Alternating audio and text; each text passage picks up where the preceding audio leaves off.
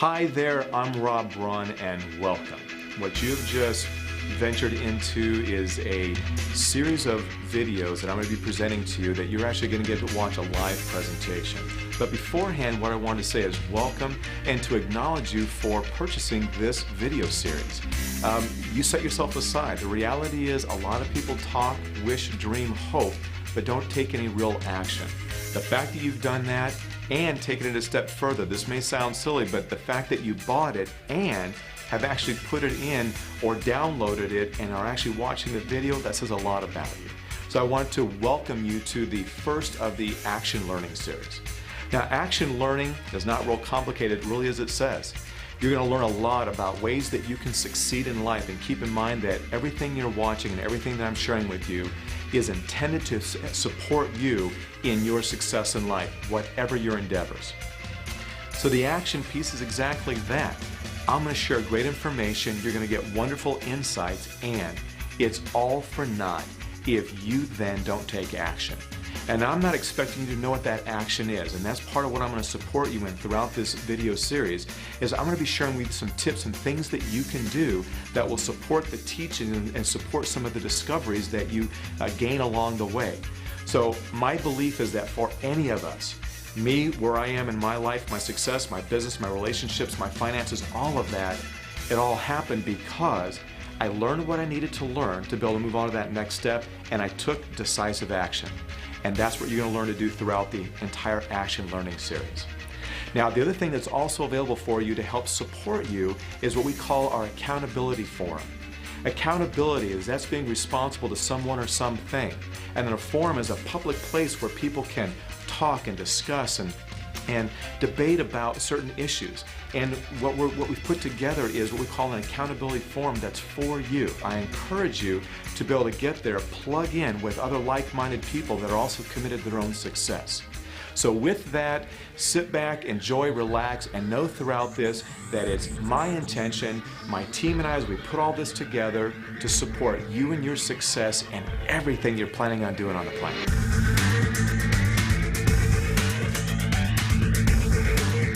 All right, good morning, everyone. Good morning, good morning, good morning. I am finally excited. I have actually lost sleep this week. I really have. I'll lay in bed at night and suddenly I'll start thinking about, ooh, I could say that. Ooh, I could do that. Ooh, I want to remember that one. That'll be good. That'll get them. And it's kept me up at night. So it's been a lot of preparation, and my family and my great support system will know that I've put a ton of work into this, and those of you that are here is exactly who's supposed to be here this morning. What I want to do for a moment is say thank you. You honor me. Heart stuff. You honor me in supporting me going on and doing what it is that I'm finally supposed to be doing on the planet. And there's some guys and gals that have been pretty close to me over the years. They've just been sitting waiting. Like, when are you finally going to go, man? Because we've been seeing it for a long time. But it took me a while before I could. And so now, finally, without apology, I see it every day now. So it's finally time, and I'm thrilled that each of you gets to be here and honors me to get to be a part of this. So I need to make sure in return I honor you and really deliver today. That's going to be my promise to you. We've all got somewhere in our life, we've got some doubt. We've got some areas where we come up against obstacles, where we get in our own way. And I'm going to say that one more time. Where we get in our own way of success. There is no one, there is no story, there is no economic climate, whatever story you want to use outside of us, that prevents us outside of ourselves. So that's why you're all here today. You don't know that's why you're here today, but that's why you're here today. There is a story, and if you've heard the story, pretend like you've never heard it before. Actually, hear it for the first time this morning. Young man went to a guru and says, I want to succeed just like you. I want success just like you. Will you show me how? I really do want success. And the guru looks at the young man and says, all right, meet me tomorrow morning at the beach. Be there. So the young man shows up, looking much like I am right now, dressed for success, right? Shows up at the beach. He wasn't really thinking, right? And he shows up in his attire, 4 o'clock in the morning, because he's committed. He's committed to success. And the guru's there and went, that idiot didn't even know how to dress for the beach, right? So he says, all right, come with me. Takes his hand, takes him out in the water. And they walk out in the water and says, keep walking out there. And the guy walks out there to the young man till he's about waist deep. He goes, man, this is the stupidest thing I've ever done. What does he do? I didn't come here to swim. I came here for success, right, to be taught those lessons. He goes, not far enough. He goes, let's go out farther. So I walk out to the waters about right here. And now he's really not getting it because I've just ruined a damn good suit, right? That's all I've gotten out of this morning so far. I don't get this at all. I asked the wrong person. And he takes him out a little farther, and he says, he's finally up to here, and he goes, not far enough yet. And he finally gets him out to a point where he can just get over, and he grabs his head and he shoves him under. And the young man is fighting for air, fighting for breath. He completely forgot what he was even there for. And the guru holds him down, he's struggling. And all he wants now is air. Anyone ever been in a position where you just want some air? You can't breathe? So the guru holds him down a little longer till the point where he's about to pass out. By the way, have we been at times when we're about to pass out? We don't think we can take another? And he finally lets him up, and the young man gasps. And he says, when you want success as much as you want that next breath, then you'll have success. And that's true for all of us. When we want it enough, want it like that next breath, we want it that bad because without it, we are not going to make it. Without it, we're not going to be able to endure another day of the pain that we feel without success. How many of you felt that pain and knows that pain of not having success, being able to taste it, get close to it, and then somewhere along the way make something else more important than that breath, more important than the success? So what we're going to do today is we're going to see if we cannot find that place for you again, where it becomes just that important. We all do things that undo our successes. And what I'm going to do today is going to be, if you will, this first module is going to be what I believe really kicks off one of those, or the primary reason I believe success is elusive for all of us. The reality is we undo our own successes. It's what happens. We do it. How many of you this morning decided, I'm going to screw my day up? I'm going to undo and sabotage everything I'd set out to do today. How many of you start your day that way? I don't. I don't think I ever did. I don't think I ever woke up one day and says, you know what, I think I will do whatever I can to do today to feel like a failure and not follow through on what I intended on doing so that it can stay elusive for me. We don't intend on doing that, and yet we do it every day. My belief is that it all begins with a story that we carry. Now, a story can mean a lot of different things. I just shared one small story with you, a made-up story, but a story nonetheless, that's intended to inspire and motivate and help lift us up, get us to think, maybe question ourselves. But the stories I'm talking about are the ones that we have chosen to identify ourselves, to attach ourselves to, that without us knowing it, most times, keeps us from being able to have successes in our life. It's those stories that keeps us small. It's those stories that keeps us from following through and moving through. Now, a little bit of my story. As a young man, as a boy, the way I grew up, my dad was a mechanic and my mom was a waitress. Can you see the story starting to make its way already? We didn't have a lot. In fact, we lived in snow country, so during the winter, my dad didn't have a lot of mechanic work because people don't get their cars fixed in the winter. They just don't. They wait till the snow thaws and it's spring again. So we had times when we really did do without a lot. And as kids, what we did was we took on that programming of my parents. My dad used to say things like, if I needed a pair of shoes or a pair of pants, he'd say, who do you think I am, Rockefeller? That's what he said. And I got to learn who Rockefeller was very early on. I just knew he wasn't in the house, right? Because that's who my dad identified with, someone who can afford to buy shoes, right? Those look like they still got some rubber on them. Keep going, right? Right? So I began very early on, not intentionally, to begin to start grabbing some of those stories about what money meant, or lack of money, or who really had it, or who deserved it, or who was capable of making it. So I began to start my own story. Now, I didn't walk around going, let me tell you my story. Let me tell you about space number 17 we lived in for a period of time. Or the house behind the house that ended in a half. Anybody live in one of those places? All right, got it. You know what that is. So, but even though I wasn't communicating it, I was wearing it and feeling it. It was inside my body. This is my story. This is who I am, where I came from. So part of that story then also and that was reinforced over and over and over again. Being the oldest of all the kids, there was no one to hand clothes down to. So I'm the one that got to go to the Salvation Army or the Goodwill store to see if we can't pick out a pair of pants or pick out a shirt. Or maybe if my parents happened to have kids that were older than me, I might got some of those. And it didn't mean I didn't ever get new clothes. I do remember getting one pair of new pants. I'm sure it was at a Value Mart or Kmart, but they were magenta. I remember going there and picking those out for the first day of school because I couldn't wait to wear those new magenta pants in second grade. And by the way, the real bummer about that was I wore them the first week, and that first weekend I was playing football outside, still wanted to wear my magenta pants, and I fell and tore the knee out of them. Oh yes, that was a bummer. And they were never going to get me another pair of pants after that one, right? So the idea is, and this isn't a woe is me, this is just the story I began to carry, and how I began to identify myself, and how I began to, as I moved forward and on into young manhood. And for me, the idea, because we always had this message, there's not enough money, that meant no college. So see where you can go and find an education that's not going to cost you anything. Well, I found where I could get one where they'd actually pay me for it, and that was to go in the military.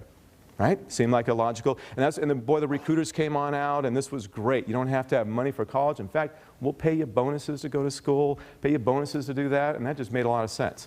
So that was where I went into. But I went into that place because this was the best I could do, based on who I am, because my story is, I can't find money, make money, get money, or deserve to go to school like the people who have money go to. That's what Rockefellers do.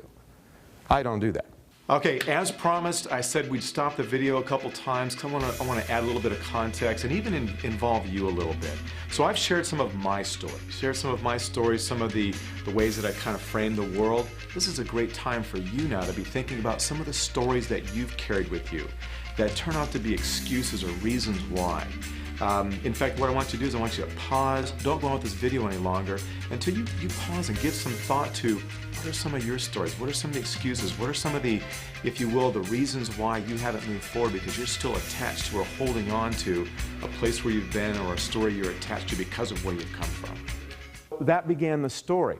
Now that's one of those that would be easy for me to hold on for a lifetime, wouldn't you think? Nowadays, right? I mean, this would be an easy one, especially with our economy nowadays, and I'm using that tongue-in-cheek economy. I get so tired of hearing about that, but that's the reality we have out there. That would have been a beautiful one to be able to use nowadays with this economy. Man, I was like, I could commiserate and feel good with everybody around this economy, right? And it would be one where I could get to perpetuate my story if I choose to stay in that. And the beautiful thing about our stories is somewhere along the way events happen that put us face to face with the crappy story that we've been carrying. That's the untruth, that's the lie, right? How many of you have pursued a business out there? Okay, every one of you has gone face to face with who I am, your money issues, your worth issues, all of that. Because is it instant success when we go into business for ourselves? We have laughter up front here. Hell no, it's not. No. In fact, it's the greatest amount of work that you're ever going to dive into. So that's just one story around money. But we carry a lot of stories. We carry stories around loss we've had. If any one of you has lost a spouse in a relationship, whether it be to death or the wish they were dead, right? That's a loss. That's a loss. And somewhere along the way, you may have internalized that particular loss right there as some kind of story about me or about you around relationships that we carry with us. And again, unintentional, but that becomes one of our stories. Or if we've lost someone very close to us. Now, as a young man, well, a younger man, we'll say, I was married to a woman, and we were married 10 years. I almost said almost 10, but it was the almost 10 when she was diagnosed with cancer. And part of my story is she left the planet a couple of years after she was diagnosed. And let me tell you, I got a lot of mileage out of that story. A lot of mileage. What I did was, at the time I was in the military, but I got out, started growing my hair, being anti-establishment guy again, because I didn't get the opportunity at 18 because I had to go in the military, so I kind of missed that part of it. So I went back and started doing it again. Grew the hair out, wore denim, beads, sandals, the whole bit. and wasn't about to have a job. Right? So I have my own businesses out there, but the whole time I'm pissed off at the government, pissed off at hospitals, pissed off at the world. And the moment someone would question what I'm doing, I'd go, let me show you my badge. Right? Lost wife, 10 years into marriage, left me trying to raise our son by myself. Get off my back. And it worked. Because what would happen is people would go, ooh, wow, didn't know, man. I get it. Right? And I got to use that. And I didn't know that's what I was doing, but that's what I was doing. And it got to be a great reason not to move forward. It got to be a great excuse and reason to try something and fail at it and go back into my story. Or to deny doing something because that's what people who go along with all the rules do. That's not me, can't you tell? Right? But I used that, and that was just the facade. That was the cover-up. So now let me talk a little bit about grief and loss. Obviously, I shared some of personal loss and shared some of that I needed to deal with, and it's just a very real part of life. What I also don't want to have happen is for any of you out there to be thinking that there's any part of me that's insensitive around grief and loss, because even though it can be a story and get to be a reason why we don't move forward in some areas of our life, there's also a very real situation is that we did lose someone, that there is a grieving process. So what I don't want any of this to mean is that you're to bypass that process. I didn't move right into recognizing that this was going to be a thing that was going to motivate me rather than demotivate me. There was a very real process of loss that was necessary for me to go through. And so what I want you to hear as well for yourself is that to really honor that process, to honor the grieving process, allow that to unfold in a time that it's to unfold, knowing that there will be a time when you're able to frame that loss in your life in a very positive way that serves you and honors the person or the loss that you incurred, that it's no longer a negative piece where it's eating away at you, it's actually contributing and adding to your life. I used this story for a lot of years, and every time I would go into another business endeavor, it would be okay to a point where I got so scared of having to make the next phone call, or telling someone what I did, or asking someone to buy my product or my service, and I'd get scared. That was my truth, but what I'd use is story. Story around money, story around this is people who sell out to the man, all kinds of stuff that were just stories. Stories. Some of you in this room have some stories that you've got about where you came from, that you've got about the tough experiences you've had in life. We'll just use this economy right now. Some of you are going, yeah, well, if you'd gone through what I've gone through, right? Yeah, well, if you knew what happened to my industry or my competition or my next door neighbor or my neighborhood, or just fill in the blank.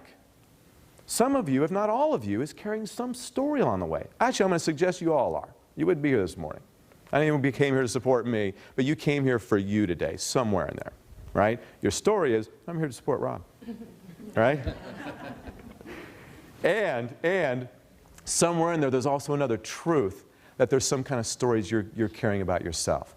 And they fall into excuses. They fall into situations that we create for ourselves. I used to be never show up on time guy, right? Some of you in this room can relate to that. In fact, there's some of you I know really well in this room, and if it hadn't been for the ride that you got this morning, you'd have been late. I know you, right? So they're all pointing fingers back to us. It's you he's talking about. So the reality is, so they may not show up as literal stories or badges, but it shows up in our behaviors. Can't seem to be on places on time. Or, I would have made that sale if only the president hadn't signed some kind of little doodah that scared the hell out of everybody. Now they don't want to spend their money, right? And that's why I'm not making sales this month. Those are my stories, my excuses. And we rely on those. And when I stand in line at Starbucks, I can hear the line, the commiserating with one another. The woe is me. Did you see the paper again this morning about our economy? It's going to get worse before it gets better. Has anyone heard that one lately? It's going to get worse before it gets better. Oh, yeah, we love that one. Because that's an out. That's an out for when my business doesn't make it, or when I can't sell the next house, or when I don't make the next transaction, or when my wife finally leaves me. I will have a story all prepared. In fact, it's going to get worse before it gets better. Thank goodness. This will save me. It will. I will have a built-in, I can get in line with the masses. You too? You too? You too? I'm not alone now.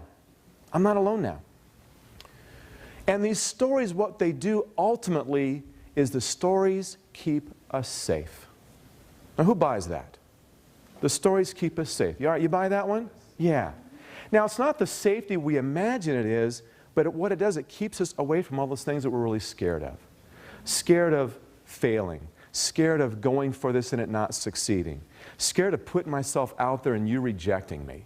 Scared of me trying something that's my passion rather than what I'm doing, and it may be not working. Then what, right? It keeps us safe because we don't want to feel that. That's scary stuff. That cliff I said when we first started right here, that leaping off the cliff with no landing gear and no parachute, that's scary stuff. So the stories, the excuses, those are the things, those are our landing gear, right? And we want big balloon tires on there so we can land softly. We don't want it to hit hard. And then we'll have to make our way back up, the mountain to be able to get back up that cliff again. So it keeps us safe. It keeps us safe. And isn't there a part of us that wants to be safe and a part of us that doesn't want to be safe? Do we have those conflicts go on sometimes? We do. We do. Now, the need and the want for safety, that's a comfortable darn place, right? So when the other parts gets really scary, when we're going, no, I don't need safety, I don't need safety, I don't need safety. Well, I'll tell you what, safety sure would feel good right now because I'm getting scared. I'm getting scared. I'm getting scared of asking him or her out for a date. I'm getting scared for going on another date because we know how the last one turned out, right? I'm scared of trying another business endeavor because I've been told all these things about, well, people won't buy that, right? So when we get up our nerve and we do that, what happens is we forget what we really want out there. And by the way, later on I'm going to tie into what we really need to be able to help get us through those times. So we rely on our stories until something happens in our life. Now let me ask you, how many folks in this room have had an event in your life that has shifted your storytelling a bit? Okay, good, good. I'm with some aware, some conscious people in this room, right? Sometimes, maybe it's all the time, I don't know, we're gluttons for punishment. Maybe we need to have one of those events, one of those things happen in our life that wakes our asses up, right? That's as bad as my language is going to get, by the way, so we're okay. That wakes me up. That was necessary because otherwise I stay in that place of stretching and then I go to story. Stretch, then I go to story. Until something happens. So for me in my life, what happened was, after raising my oldest son for 10 years by myself, I lost him. I lost him to a drive-by shooting in San Diego. And didn't I have, you're welcome to let that land for a little bit, didn't I have another wonderful story to build on? Instant. In fact, this one would get me through the rest of my life, I think. Don't you think? I think, in fact, when I finally ended up on some street corner, of course, Temecula doesn't have a whole lot of it, but let's go to San Diego. Some street corner, some homeless. The moment I got to flash that badge, everybody would go, no wonder, man. I'd have gone crazy too. I'd have gone off the edge too. So that was kind of a guaranteed built-in one. But something happened for me that day. Because I haven't been walking around unconscious and unaware that I'm not succeeding and unaware that I've been feeling fear and anger and sadness and disappointment and all that I'm not succeeding. I just didn't know how I was going to do it, right? And I didn't realize I would fall back into safety again. I knew there was something inside me that needed to move. I knew that. I went to seminars. I saw Anthony Robbins. I went and bought all his tapes and his books. I got the Stephen Covey's, and I got some of those other great speakers and trainers out there, ones that are going to teach me this stuff, and I would get myself into them. And by the way, I actually listened to the tapes, right? Anthony Robbins says that's the first 10% that'll even listen to the first one, and then you're in the top 1% if you go to tape number 2. Seriously. That's unfortunate, but that's how it is for us. So what happened was I had this wonderful event in my life that shook me up. It was necessary. Otherwise, there wasn't anything that was going to get my attention. Now that's the unfortunate thing, that it actually took something like that, but the beautiful thing is it arrived. It arrived. And I do remember that day, and I share this often. I remember two things that day after getting the wind knocked out of me. I remember, one, I wasn't going to be angry at God. There was going to be some reason for this. I don't understand, but I was going to trust that. Because I knew I could either have a lifetime of being angry at God or choosing not to be. It was going to be one or the other, nothing in between. And the second one was, and this was the real important one for me, and that is that I was no longer going to allow another story to dictate my success or lack of success in life. That I was done with stories. That rather than using him and that badge, that story, that he would be my inspiration. That he would be the reason why I got out of the stories. He would be the reason why I started taking responsibility. He would be the reason why I no longer allowed myself to not move forward and blame anything outside of me for my not moving forward anymore. That was a decision I made that day. Now, did I start having instant successes? No. No, in fact, it was a while before I even got to breathe some air. The colorful air, not just the gray stuff, but actually sweet, colorful air, right? It was a while, but it was because of that decision that day that was even possible. That was when I began to start attracting into my life, attracting those things that I was meant to have. Let's expand a bit on law of attraction. Now, it's a term that we've been heard used, honestly, this past 3, 4, 5 years pretty often. And I think The Secret was the first time we really saw it videoed out there and televised out there. I want to be real clear with you that it is definitely my belief that the law of attraction isn't that we just think of something that magically shows up in our life. What I believe is that when we put energy, we focus energy on something we do want to attract, what happens is the universe, the world outside of us, begins to align and start working its way toward us. We've still got to do the work. It's not something that's going to happen just all of a sudden because we wish it and think it. We're going to have to do the work. And you've heard that term, sometimes we have to fake it till we make it. Well, there's a piece right there where the universe knows if we're faking it, right? So until we get to a place of really believing that we have the kind of power to attract people, money, circumstance, joy, whatever it is that we're trying to bring into our life, it's not going to be until we are in absolute belief that that is something for us that we'll actually begin to attract it. But do know that once we do get there, the universe will conspire and it will start attracting that toward our life. Believers of the law of attraction in here? It's a law whether you believe in it or not, okay? So it's a law. It was when I began to start believing that this is what was going to happen now, that's when the world began to shift. In fact, a wonderful thing happened at that time right there. Yeah, I can say it this way. Wonderful thing happened at that time. I was with another person on the planet. She was my current wife at the time. We needed to not be together for a long time before that point right there. But what happened was that was the impetus for her to finally go, I'm out of here. And I was like, great. This is what needs to happen.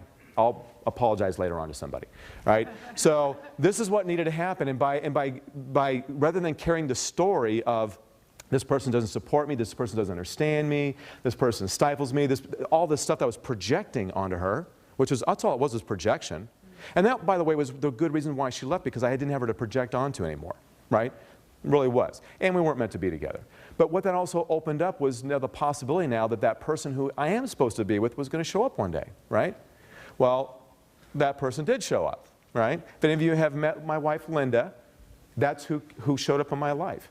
And she showed up in such a big way that even today I sometimes wake up and I look at her and I'm amazed. I'm going, wow, more today than 8 years ago. And that's the truth, every single day. And that's because I stopped using story and began to allow myself the possibility that I was going to attract the person I'm supposed to be with, right? And she's simply one wonderful example of what's come into my life as a result of choosing to not allow story to dictate my life any longer. And what that meant is I have to choose other stories. And if you will, not necessarily other stories, but other truths, or the real truths about me, right? The real truths about what I'm capable of, what is for all of us, what we deserve to have in life. And there's not one of you in this room that does not deserve to have everything you ever wanted. the right person alongside everything that you do, or people, right? The right career, the right passion, the right job, the right amount of money, all of that. There's not one of you that does not deserve every bit of that. And yet, some of you, if not all of you, on some level, has your little story somewhere along the way that is that barrier between who you are and what you deserve to have. We use that idea of story, of abandoning and recognizing story, so that we can indeed open ourselves up for what we truly deserve and what we want in life. What we want in life. Now, the idea of attraction. The idea of attraction is whatever we focus our attention on, we're going to get. And this is where I have to be real careful, real careful. Because if I say, from now on, no more lack consciousness, none. And I have these mantras every morning, no more lack consciousness, no more lack consciousness, no more lack consciousness. What I'm doing is I'm perpetuating lack consciousness. What I don't want is what I keep nearest to me. And isn't it true sometimes that we're real clear sometimes about what we don't want, but not always clear about what we do want?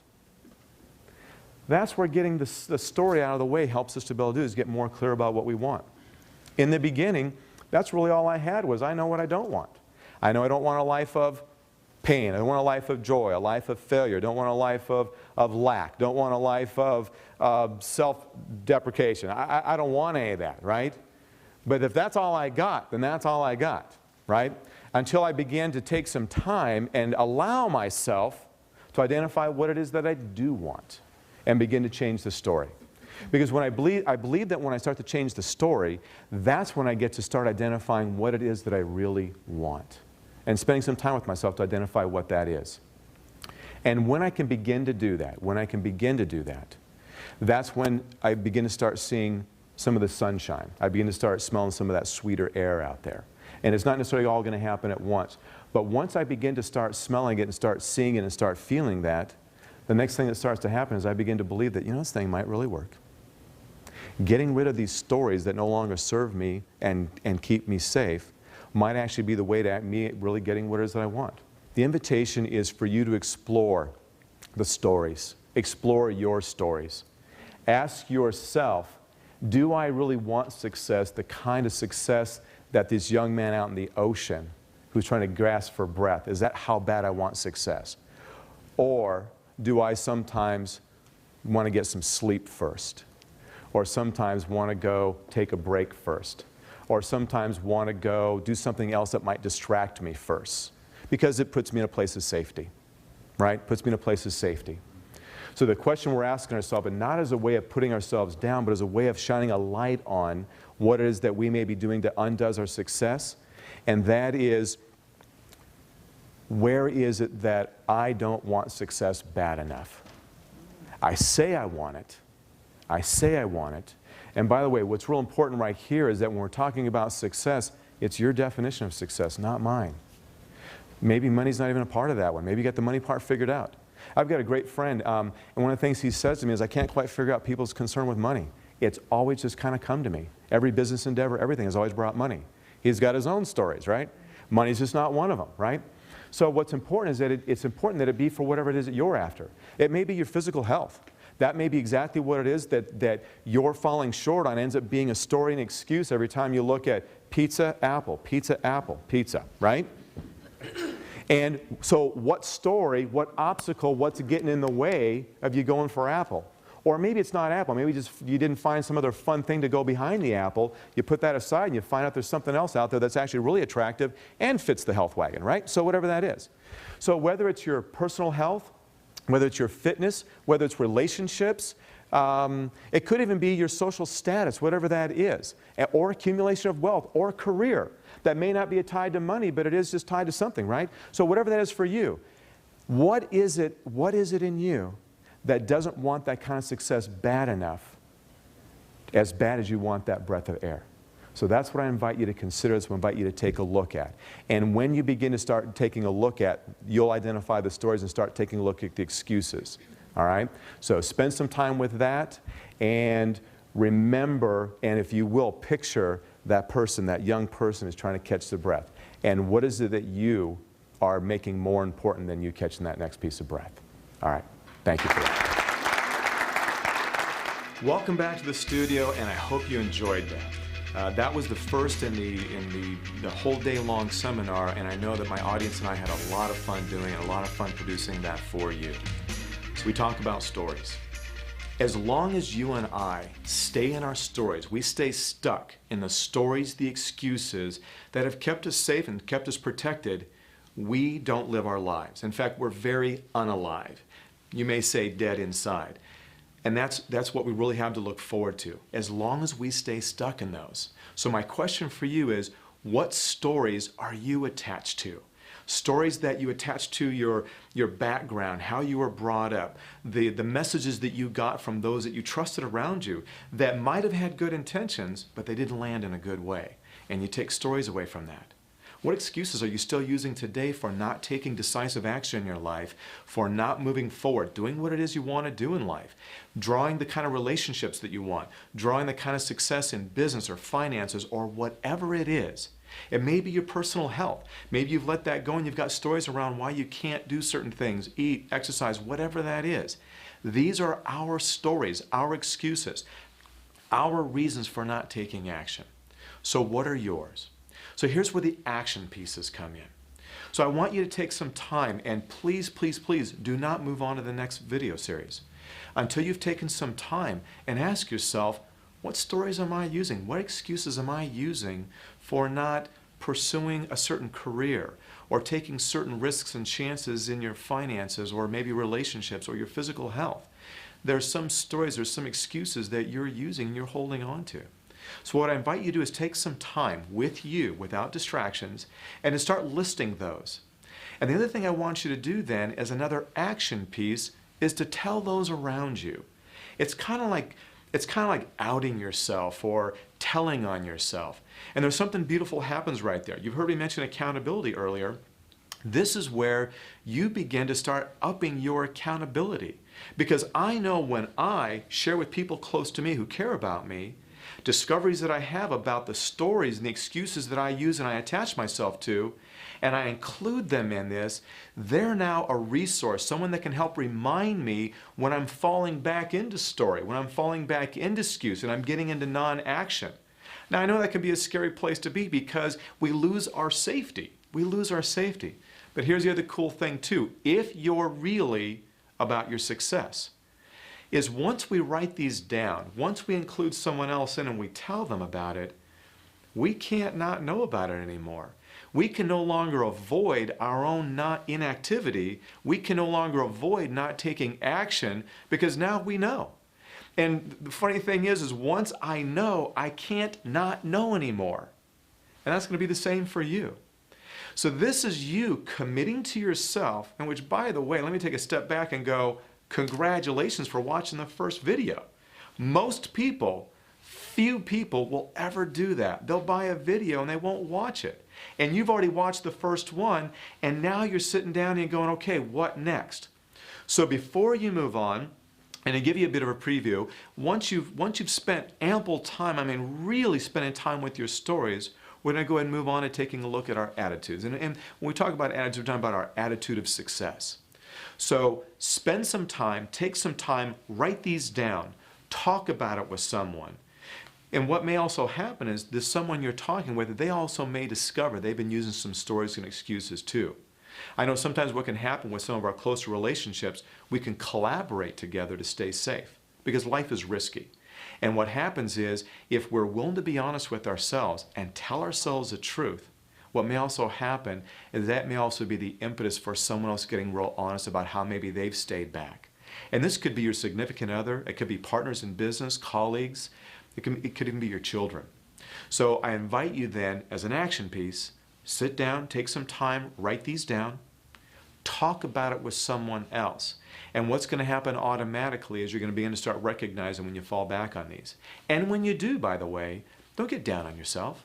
When you do fall back into those stories and the excuses and get into inactivity, just recognize it's a part of your growth and part of your learning how to undo that. And it may take some time. But with awareness, it will change. And one thing I failed to mention that's so important for you to do right now, and that is to celebrate. Celebrate the fact that you've taken the time to actually watch this video, taken the time to sit down and really explore what reasons, what excuses, what stories that you use for your inactivity, your non-movement, your lack of success in life. And now you've got some reasons to attach it to. Now, not to use those as excuses, but to give some understanding on why you haven't followed through, why you haven't gotten to some of those places you can imagine sometimes, but you just haven't taken the action. So make sure to celebrate for yourself, honor yourself for taking the time, making this investment of time, money, energy, and anything else you're investing in to yourself, your personal growth, your personal success. So with that, dare to take action and to your success.